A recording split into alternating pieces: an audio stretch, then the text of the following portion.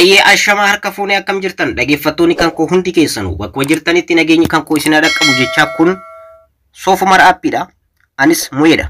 Har'as viidiyoo haaraa wajjin deemnee jirra dhaggeeffattoota kan koo. Viidiyoo keenya kanarraa keessatti immoo kan ilaallu akkamitti Ingiliffa dubbachuu akka dandeessanidha kan qabadhee isin dhufee salphamatti Ingiliffa karaa ittiin dubbachuu dandeessaniif namoonni baay'een Ingiliffa haasawuu barbaadanii yookaan haasawuu fedhanii qabdanii garuu haa ta'uuti yeroo baay'ee namoonni nan dogoggoraa jedhee waan yaaduuf yeroo baay'ee hin dubbatu jechaadha. Garuu aappii har'a isinitti agarsiisu kanatti fayyadamuudhaan Ingiliffa yeroo gabaabaa keessatti parfiikti taatanii haasawuu ni dandeessanii. Maaliif bilbila keessanitti fayyadamtanii aappii kana fayyadamtanii yeroo baay'ee practice ni gootu. Practice jechuun shaakaluu jechaadha. Shaakalli baay'ee ni gootanii erga shaakaltanii aappii kana fayyadamtanii kanaan dura of saalfachuu dandeessanii namoonni yoo dogongoreenatti kolfuu jechuu dandeessanii waan baay'ee jettanii Ingiliffa dubbachuu dhawuu dandeessanii ni beektu. Namoonni baay'een loqoda irratti haasawuudhaaf ni saalfata malee ni beeka garuu hiikaa isaan hin beekaa garuu haasawuudhaaf baay'ee rakkata jechaadha. Kun wanti ta'eef maaliidhaaf bakka itti shaakaluu waan dhabeef jechaadha. Har'a immoo aappii kana aappii ajaa'ibaati. Aappii kana fayyadamtanii ofii keessaniif practice gochuu yookaan yaalii gochuudhaan shaakaluudhaan akkamitti parfiikti ta'uu akka dandeessanidha kan isinitti agarsiisu. Egaa aappiin kun baay'ee isin fayyada. Aappii kana qofatti fayyadamtaniiti kan yaalii gootan yookaan practice gootanii. Egaa Ingiliffa yeroo gabaabaa keessatti bilbila keessan qofatti fayyadamuudhaan haasawuu ni dandeessu jechaadha. Yaalii gochuu ni dandeessanii warroonni keessattuu yaalii dandeettii qabdan jechaadha. Yaalii namoonni yaaltanii parfiikti ta'uu warroonni barbaadan Ingiliffa salphumatti barachuu ni dandeessanii karaa ittiin baratan isinitti agarsiisa jechaadha. Asirratti yaada tokko isiniif kaasu jira. Yeroo baay'ee namoonni keenya of saalfatu. Afaan haarawaa tokko haasawuudhaaf akkas yoo dogongoree maaltu uumama waan jedhu shakkii keessa ni seenanii shakkii keessa seenuurraa immoo kan hafe barnoota sana yookaan afaan sana osoo naasanii afaan fakkeenya mee haa fudhannu namoonni biyya Arabaa deemanii hojiidhaaf biyya Arabaa deeman yookaan biyyoota biraas deeman jalqaba irratti biyya kana irraa yeroo ka'an afaan Arabiffaa hin beekan jechaadha.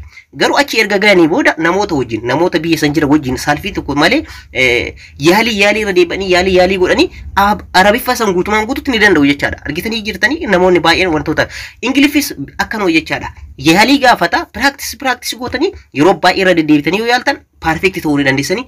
Egaa har'a kan isinitti agarsiisu kanaadha. Na wajjin turaadha aappii kana akkamitti itti fayyadamtan akkamitti practice gootan isin waliin ilaalla jechaadha dhaggeeffattoota kan koo. Egaa warroonni gara chaanala kanaatti haaraa dhuftan maatii hin ta'in subscribe gochuudhaan maatii keenyatti dabalamaadha. Akkanumallee viidiyoo kanas like godhuudhaan eegalaadha. Viidiyoon kunis namoota baay'ee ni qarqara jettanii yoo yaaddan namoota baay'eedhaaf share godhaadha. Egaa aappichi Speak English jedhama. Egaa aappicha kanaadha. Aappicha kana salphumatti Play Store irraa argachuu ni dandeessanii. Akkanumallee linkii isaa chaanala kan koo kan Telegraamaa irraa argachuu ni dandeessan jechaadha. Egaa amma keessa seennee akkamitti itti fayyadamtan wajjin ilaalla jechaadha. Jalqaba irratti aappii kana keessa ni seentanii. Egaa akkuma argitan seensi isaa kana fakkaata. Start now kan jettu kana asitti xiyyaa kana ni tuqxu.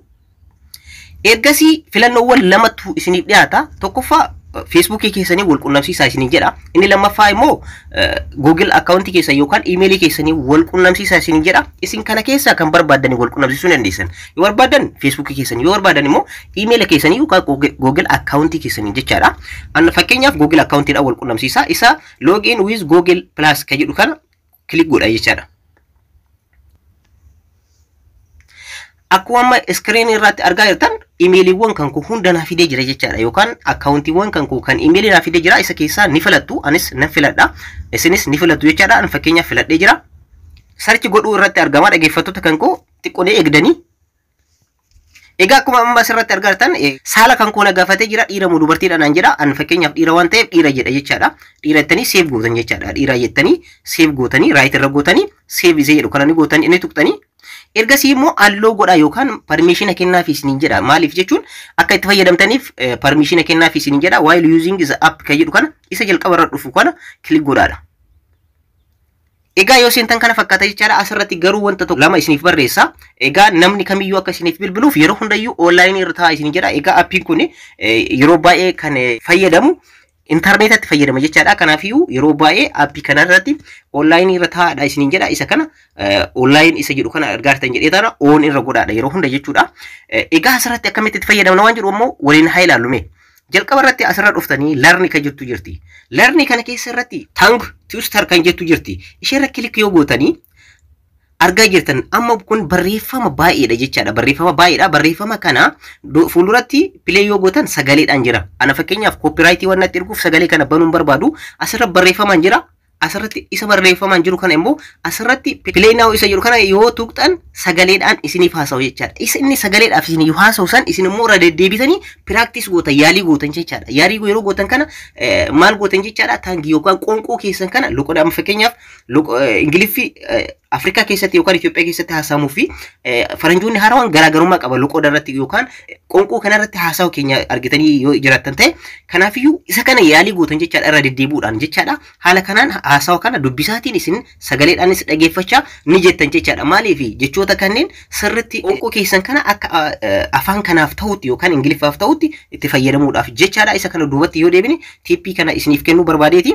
Egaa inni biraa as keessa baay'eetu jira isin ilaalaadha keessa deemuudhaan ilaalaadha jechuudha dhaggeeffattoota kan koo fakkeenyaaf amma basic grammar ka jedhu jira isa click yoo gootan grammariidha jechaadha. Asirratti tense overview ka jedhu jira isa click yoo gootan jechaadha. Sababatti simple present akkanumallee wantoota darban jechaadha. Akkanumallee present continuous present perfect ka jedhan kunniin jira jechaadha. Isa kana hunda keessa seenaati sirriitti practice gochuudhaan irra baradhaadha. Akkanumallee wanni biraa maalidha baay'ee wanni nama gammachiisu dhaggeeffattoota kan koo asirratti words ka jedhu jirti ammoo words isheen jedhu kanarra dhuftanii asirratti barreeffama tokko ni barreessitan bakka kanarratti jechaadha. Fakkeenyaaf I love you jettanii ni barreessitanii I love you. Isin waan barbaadan jettanii barreessuudhaaf maaliif practice gootan ni shaakaltan jechaadha asirratti barreessuudhaan. Kanaafiyyuu as fuulduratti pronouns ka jettu jirti. Ishee click yoo gootanii haasa'uu ni jalqaban. Fakkeenyaaf click haa godhu I love you. dhageessanii jirtanii dhaggeeffattoota kan koo I love you jetteerti. Haala kanaan jechoota adda addaa barreessuudhaan waan adda addaa barreessuudhaan isheen sagaleedhaan jettu san isinis ni jettan. Maaliif ingiliffa sirrii haasa'uudhaaf jechaadha. Haala kanaan jechoota baay'ee barreessuudhaan itti fayyadamuu dandeessanii isheen ni jetti isin immoo irra deebitanii jecha san ni jettanii practice gootan ni shaakaltan jechaadha. Haala kanaan sirriitti ingiliffa perfect ta'uu ni dandeessan jechaadha salphumatti online irratti. Inni biraa immoo practice bakka jedhu kanarratti dhaggeeffattoota kan koo baay'ee wanti haarawaa ta'e bakka kanarratti isa kanaadha jechaadha. Yeroo hundayyuu appii kana online yoo gootan amma fakkeenyaaf isa online jettu kana isa kana haala kanaan cufameera offline dha. Yeroo hundayyuu yeroo appii kana fayyadamtan online irra gootan isa kana on gootan jechaadha. Yeroo kana call now ka jettu jirti asirratti. Nama barbaadaniif bilbiluu dandeessa. Amma fakkeenyaaf naa bilbilamee jiraan maaliif online irra qofa yoo jiruuf answer yoo jedhee kaase namni kun wajjin innis akka kan koo nama yaalii ingiliffaa irra jirudha. Appii kana fayyadamee yaalii irra jira. Waliif bilbilee anaaf namni kun wajjin ni haasofnaa jechaadha yookaan practice ni goona jechuudha ni shaakallaa jechaadha. Anis yeroo barbaade appii kana fayyadamee nan bilbila jechaadha. Fakkeenyaaf call now ka jedhu kana gochuudhaan ni bilbila. Yeroo kanatti eenyummaan kan koo hin beekamu eenyu akka ta'e akkuma argaartan asirratti bifa kanaan nama barbaadanii bilbiltanii wajjin shaakaluu dandeessan jechaadha namni san wajjin. Eenyummaan keessan hin beekamu akkuma argaartan asirratti amma argaartan namni kun naaf bilbila jira eenyu akka ta'e hin beekamu jechaadha. Namni wanta kana fayyadama naaf bilbilaa jiru eenyu akka ta'e hin beekamu garuu anaafin wajjin haasofna jechaadha. Answer godhee nan kaasaaf jechaadha akkuma bilbilaa anaafin wajjin ni haasofna jechaadha. Yoo barbaadne immoo dislike isa jedhu kana ni cuftanii egaa yeroo barbaaddan irratti seentanii namoota barbaadaniif bilbiluu dandeessan. Namni sun eenyu akka ta'e hin beektanii innis isin hin beeku atis hin beektu garuu innis kan seeniif ingiliffa yaaliidhaafi anis kan seeniif ingiliffa yaaliidhaafi ingiliffa keessan akka barbaadanii caccabsitanii nama isa wajjin barachuu ni dandeessanii jechaadha. Bifa kanaan nama barbaadaniif bilbiluudhaan irraa fayyadamuu dandeessanii yeroo barbaadanitti ni bilbiltanii haala amma argaartan kanaan bifa kanaan nama barbaadanii ni bilbiltanii namnis yeroo online irra taatan appii kanarratti battaluma isiniif bilbilaa nama san jalaa kaaftanii wajjin yaalii ni gootan jechaadha. Bifa kanaan jechaadha kan barattanii bifa barbaadan jechaadha. Barreeffamoota adda addaa ni barreessitu na isarratti ingiliffaan inni ni jedha. Fakkeenyaaf words kan duratti isin jedhe kanarratti asirra barreessuudha. Barreeffama feetan inni immoo sagaleedhaan isiniif jedha. Isin immoo irra deebitanii ni jettanii salphumatti ingiliffa wanta jedhamu kana ni barattan jechaadha. Sirriitti ni barattanii namoota barbaadan wajjin yeroo online irra jirtan yeroo firii taatan irratti namoonni isiniif bilbilanii yeroo kanatti wajjin haasa'uudhaan ingiliffa perfect ta'uu dandeessa. Amma fakkeenyaaf an online irra waan jiruuf namni na bilbilaa jira nama kana wajjin akka fedhe taasisuu dandeenya jechaadha.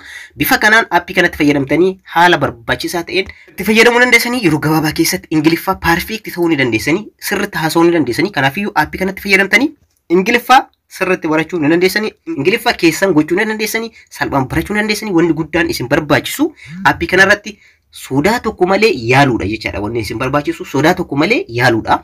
Irra deddeebitanii nama barbaadan nama isiniif bilbilan jalaa kaaftanii wajjin haasaadha. Ingiliffa akka fedhe haa caccabu waan fedhe haa ta'u wajjin haasa'uudha. Practice gochuu isin barbaachisa guyyaa irraa guyyaatti yeroo firii taatan nama barbaada wajjin haasoftan haa caccabu ni barattu salphumatti jechaadha. Kanaafii wanni guddaan nu keessa jiru maalidha hin dandeenya waan jedhu kana yoo qabanne keessa keenyatti salphumatti ingiliffa barachuu ni dandeenya. Ingiliffas akka barbaannetti nama barbaanne wajjin haasoo ni dandeenya. Amma immoo aappii kana eessaa arganna warroota jettaniif aappii kana argachuudhaaf Play Store irra ni seentu. Speak English jettanii ni barreessitan jechaadha.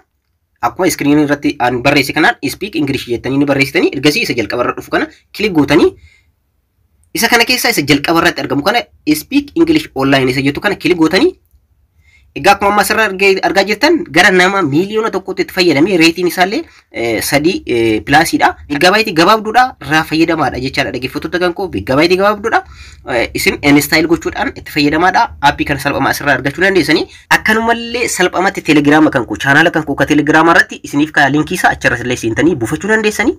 Egaa barnoota kan koon kanarraa kan fakkaata akkamitti Ingiliffa keessatti practice gootanii yookaan shaakaluudhaan dandeettii horachuu akka dandeessanidha kan isiniif qabadhee dhufe. Yeroo biraa immoo aappii biraatti walitti deebina. Warroonni chaanaala kanaaf haarawaa taatan subscribe gochuudhaan akkanumallee mallattoo notification olirra godhaadha. Yeroo hundaa viidiyoo yeroo an gadhiisu mallattoo beeksisaatiin akka isin bira gahuuf jechaadha. Akkanumallee viidiyoo kana like godhaadha, namootaafis share godhaadha. Baay'ee namoota baay'ee ni qarqara jedhee waan yaaduuf aappii kanatti fayyadamaa. Aappii baay'ee nama gammachiisudha. Yeroo biraa viidiyoo biraatti walitti deebina. Horaa bula.